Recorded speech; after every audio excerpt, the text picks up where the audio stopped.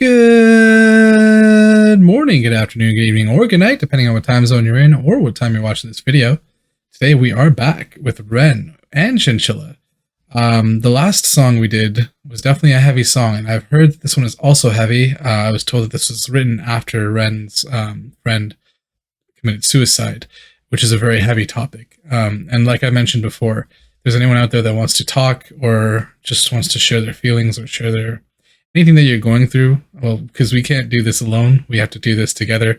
We're all going through this experience of life together, and it is a very human experience. So if you need someone to talk to, reach out to, please know that we're always here. I'm always here if you want to post a comment or send me a direct message. Either way, whatever works for you, just know that you're not alone. And that's very, very important. So without further ado, let's get started.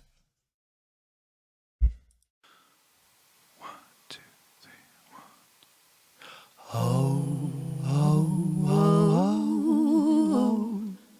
oh, oh, oh,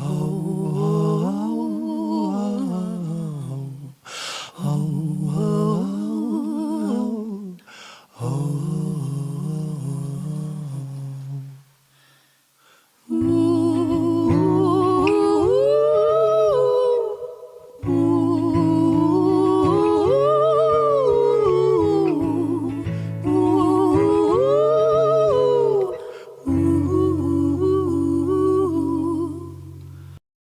What a beautifully tragic harmony they're doing right now.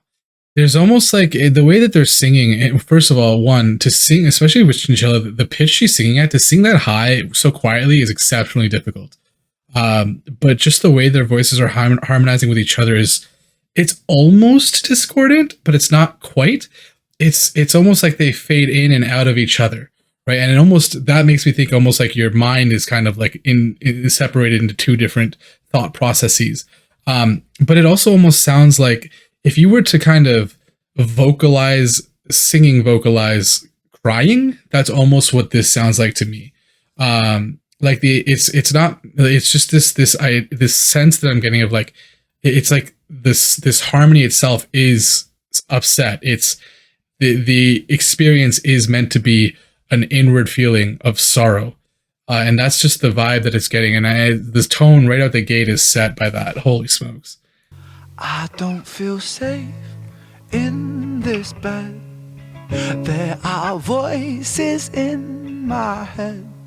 I've been talking to the dead, and the fear baptized me. Ooh. The music fell out for a second. We hear the fear baptized me. And it's what was just being said is that he's been talking to the dead and the fear baptized me. And the idea of like baptism is kind of your acceptance of a faith, right? It's Christianity in that sense. It's the acceptance of the faith. But this is almost like if you're talking to the dead and the fear baptized you, it's almost like the acceptance of death in that sense, which is such a what a way to word that.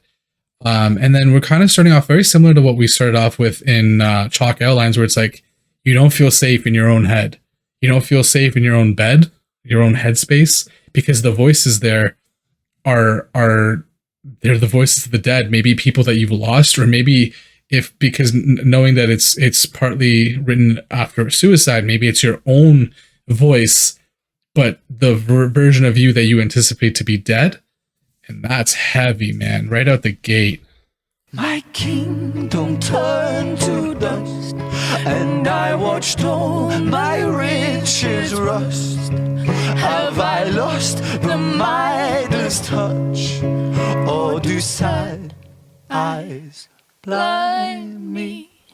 Do sad eyes, have I lost the Midas touch, or do sad eyes blind me? So we're basically experiencing here like everything that used to be great for us, everything that used to feel good, used to be nice, right? Like the kingdom that you had, it turned to dust because it seems to be vanishing everywhere. Everything, every positive emotion, every positive experience seems to be falling away.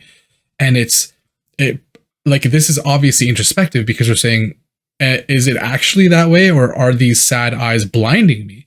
Because think about the emotion of sadness. It's almost poisonous the way it seeps into all of your thoughts. Like a moment, or if you're, especially if you're experiencing depression, like it can quite literally change your perception of the world. It can quite literally take the happinesses and the joys and turn them to ash in almost your mouth, right? The feeling of that. And that's what we're experiencing through this song so far. And also just like the way that these two, man, their voices, I love these two together. I hope they did more songs, because like I would really love to dive into this, but just like the emotion that they have is something else. Like Ren obviously is such a great performer. Because it's not just the song he's singing being good, right? It's connecting with the emotional side of himself to relay that emotion to us, and we're experiencing that. And Chinchilla does the very similar thing in the way that she carries herself, carries her voice. And it almost sounds like they're kind of, this goes back to what we were hearing before. It's almost like they're explaining this situation to each other, except she's almost more animated about it. And it's like the internal feelings of like the struggle that you're experiencing. And that's what we're seeing here. Over and over we go, over the hills and the valleys below. Oh, and it follows me home, and it suffocates me. The way that, like with Ren, it's almost like you're seeing this side of him where it's like he's explaining it in a matter-of-fact way, but you can obviously tell he's haunted by it. And Chinchilla she's almost saddened by it, right? It's almost like Ren is more so coming closer to being the one that's accepting the idea of being baptized by fear for death. And Chinchilla is sad about that being the possibility. You know what I mean? And I wouldn't even be surprised if it's supposed to be like Chinchilla is the person outside of the experience who is watching this happen to someone else, or who has like learned of like the passing, and then this is the feeling that they're trying to get. They're trying to put themselves in the other person's shoes, and it's this sadness, right? But it also could be the individual themselves who's experiencing the loss of love for life, and one side of themselves, Ren, is kind of just like, man, like it's following me, right? Quite literally, it follows me home. And then Chinchilla is the one who's internally crying out for help. But also just the lyrics, like over and over we go to the hills and valleys below. It's the ups and downs of life, right? Except it seems like what we're saying here is after the ups and the downs specifically follow us home, right? And it's suffocating because we shouldn't feel like that in our own home. We're supposed to feel warm and comfort and happy in our home. But we're not getting that from home because it seems like all of our sadnesses follow us there. And it tarnishes everything. And that goes back to the idea that your entire kingdom is turning to dust. Man, so much poetry. Like it's just, I love music mostly because of the meaning that can come from music, but also just like the way that things can be conveyed is always so amazing to me to see people take certain ideas and just transform them. And Ren is really good at doing that lyrically, like just taking something that is a normal thought and just making it beautiful, right? And even though it's terrible, it's haunting in this sense, it's still such an amazing, astounding way to put it. And then we're crying again. I can't breathe. I said, oh, I can't breathe. All I know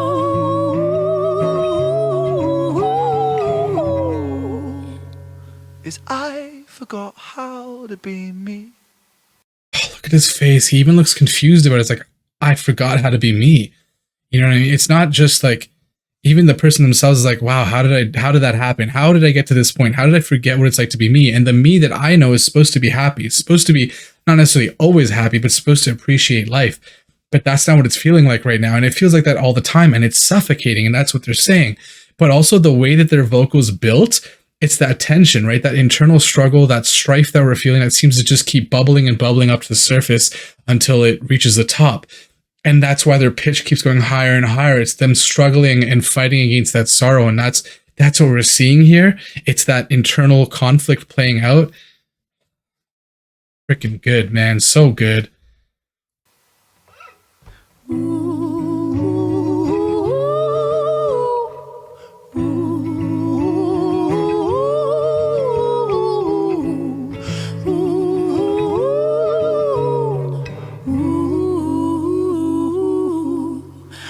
don't feel safe in these holes. Whoa, did he? Sorry, I didn't mean to pause it right there, but like, well, I did, but it almost sounded like he sounds darker now. This almost, it was really close to what I was saying is like Joker Ren, where it's like, I don't feel safe. Like it's gotten darker, right? Almost more sinister, and that's what we're seeing right now. He's almost backed out of the vocals right now too, and it's almost Chinchilla is stepping into the mix more, which is very interesting, like a stylistic choice. So I'm gonna go back a little bit.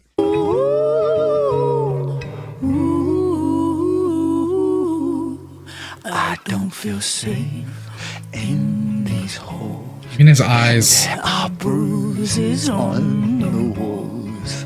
There are bodies in the floors, and they breathe so loudly. Yo, what a performer. Ren, Bardcore is not even appropriate enough. It's Rencore, man. It's Rencore. Like it's such a different style of performance. You can just, you feel his emotion with every word, with every look, with every aspect of his performance. And that's just so, it's one in like a billion, guys. Like I have not seen something like this kind of dedication to not only just your music, but the emotion. And that's so important now because, man, sharing our emotions, sharing our ideas, sharing our understanding, being understanding of one another this is such an important moment in our lifetime, in the lifetime of our species, really, to be able to do that. And Ren is so fantastic at that. I have to go back a second because I got lost in the train of thought just thinking about just how he, oh no, sorry. So he mentions that there's bodies in the wall, right?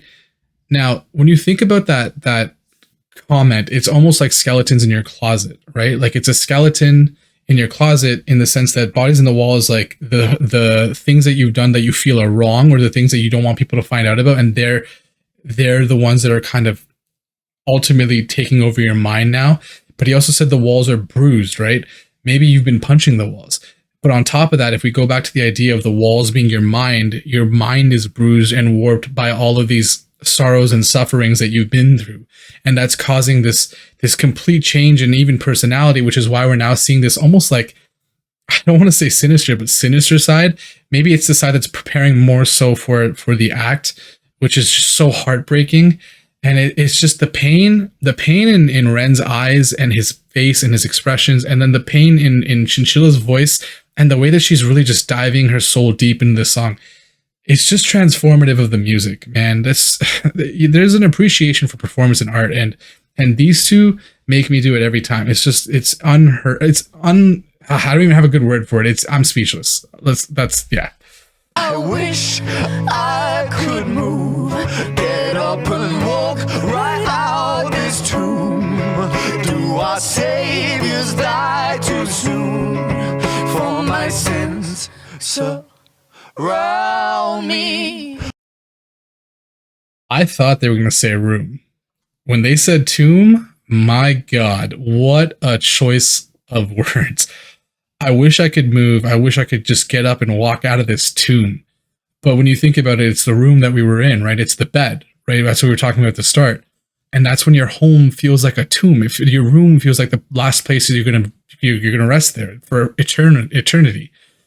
And that's when things have gone so bad that you're thinking about ending it. And that room now, it doesn't feel like a room. It feels like the last place that you will come to rest. And just damn, the sentiment of that is so, it's powerfully tragic. And the connect, like there's just such an emotional ride that we're taking because we're on a journey with someone who's at the end of their wits. They don't know what else to do, right? The I wish I could get up and walk out is not just the idea that you are trapped with these feelings, but when you are experiencing depression, you quite literally feel like you just don't want to do anything. Like you don't want to leave because everything sucks. Everything feels bad, right? It's really difficult to perceive the good in life and wanting to move or wanting to experience more when you're in that state of mind, because now your mind is primed to be in kind of this negative connotation of everything. And that's why it's so difficult to move and then have our heroes died too soon, and my sins. I didn't get that part. I gotta go back for that. But well, let's listen to that one more time. Do our saviors die too soon? For my sins surround me. Do our saviors die too soon? For my sins surround me. It's like you want someone to come help you. You want someone to reach out, but even then you feel like they're gone. They're already gone. Maybe they are gone. Maybe you've lost people that are super important to you, and that's why it's like you're thinking of your saviors have died too soon, because those who could have saved you are gone, or you feel like they are gone. And even though there's people in your life that might be wanting to support you, they just might not be aware. And then even at that point, it's not a literal death. It's like a metaphorical death in that sense of you're one of your saviors. But then you feel surrounded by your sins instead. And those, again, we just talked about there being bodies in the wall. Your sins, your mistakes, your things that you think are big mess ups, those are now what are kind of plaguing your mind. And so instead of hearing the voices of those who want you to live, you're just hearing the voices of your mistakes and the things that you've done wrong. Like, it's so tragic. Over and over we go. Ooh.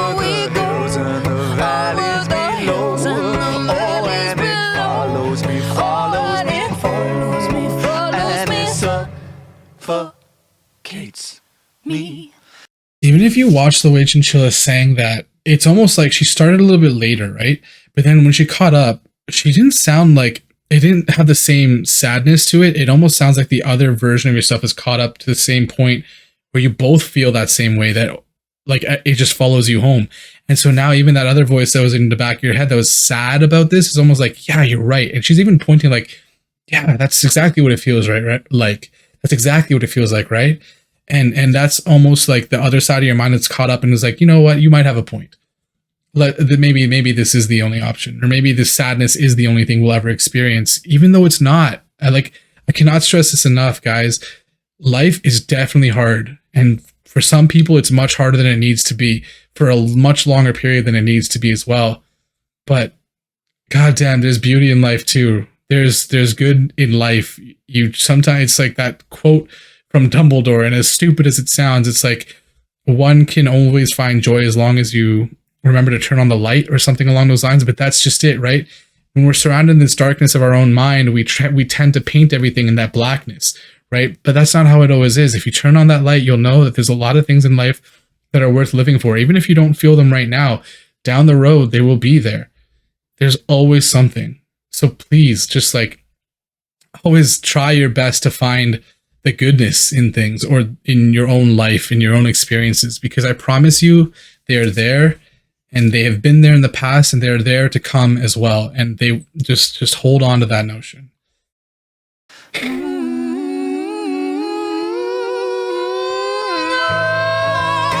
can't breathe. I said, oh, I can't breathe. All I know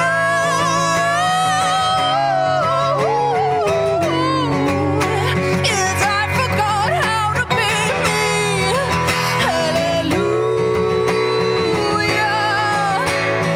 Where is my God? Where are you? My God. Again, Ren almost sounds accusatory in this, and Chinchilla sounds just broken. And both of them, just like the way that built, that's emotion, man. That's emotion. The way that it builds up, it begins to just, it almost, it's exponential, the growth of emotion, right? And the more that you're in that darkness, the more it seems to grow faster and faster and just overtake everything. And that's that build up that we're seeing there. And then that release of just like, why? And that's what we're seeing. And they even say like, hallelujah, where's my God? Where's you? You're praying, you're hoping for the best, and it just doesn't seem to come. And it's like, when do things change? When does life get better? God, where are you? The person who should have the most power in the universe, where are you? Why are you not helping? Why am I going through this sorrow? And that's what this experience is, right? That's this release that we're seeing, this emotion.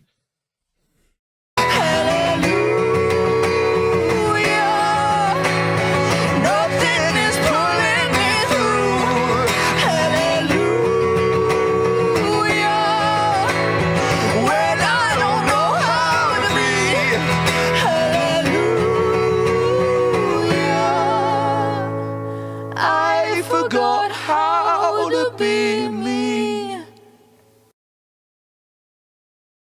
No, that just, it's almost like quieting down. It's like this is the fight quelling the emotions. It's just, you're left with this hollowness of just that voice, but also just like, nothing is pulling me through. You reach out and nothing seems to come to you to help you out of this trench, this ditch that you seem to have fallen into. Nothing is helping you out. Nothing is helping pull you up from that space. And it's just so difficult because you forgot what it's like to be you. As a result, you've been here so long that other person that used to exist, to you, they're not even there anymore. It feels like it, at least. Like you're not sure if you'll ever be the same because of just how massive this darkness can feel. Damn, man. When he gave up the fight, a quick decision late in the night that stayed with me for all of my life. I miss you so.